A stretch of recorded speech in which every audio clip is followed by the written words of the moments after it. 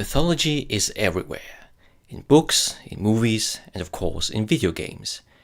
If you pick a game, any game, then you're bound to stumble upon a mythological creature or aspect you have encountered before in one form or another. Why is that?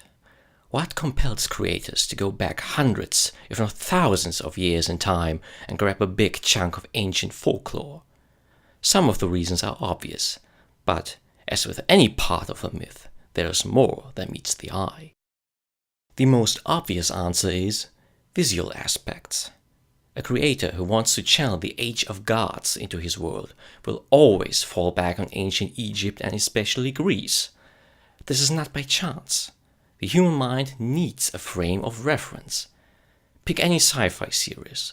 Whenever the protagonists are exploring ancient ruins of a long-lost civilization, you will have at least one expert go around and proclaim that, "Captain, these ruins are thousands of years old."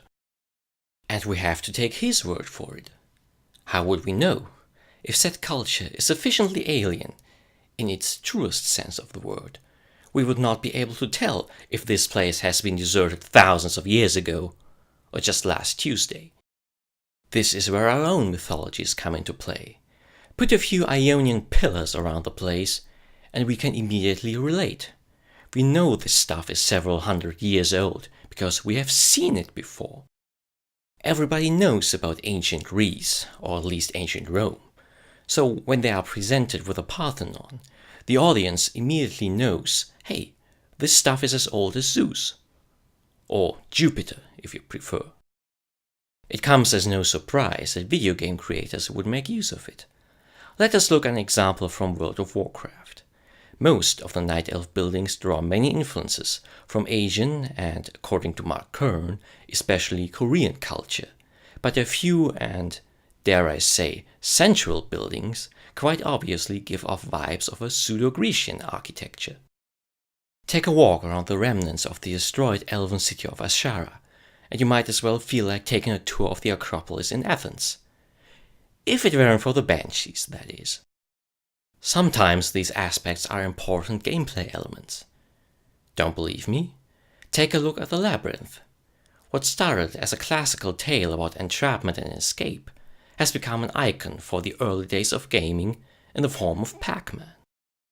Just like the threat of Ariadne, the player must lead the titular character Pac-Man through a maze along threads of pills and avoid the ghosts in pursuit. Just like Theseus had to navigate the habitat of the mighty Minotaur. Microsoft's real-time strategy game Age of Mythology even goes a step further. The word mythology is not just in the title, we are placed right in the center of the myths of old. Not only does the player get to both control and battle ancient creatures, many famous characters, landmarks, and events are part of the actual gameplay.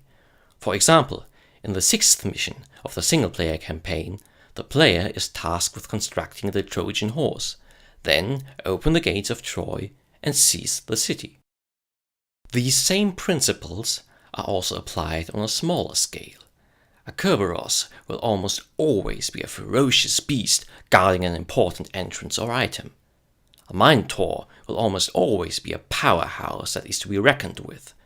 A Medusa will almost always be a magical foe that employs charm and poison alike. But we are not limited to the side of evil. Gods and their underlings often provide the player with advice and artifacts so the hero may pass the challenge. They may give him winged boots to speed up his journey or overcome unnatural obstacles, or they may give away the decisive clue to defeat a cunning enemy. Whatever it may be, the hero can always rely on these kind spirits to aid him on his journey. These core aspects are not mere repetitions of a theme. They form the basic structure of all narration, the monomyth.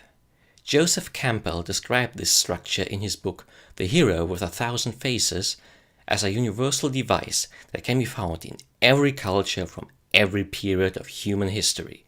And in modern times, we know it as the hero's journey.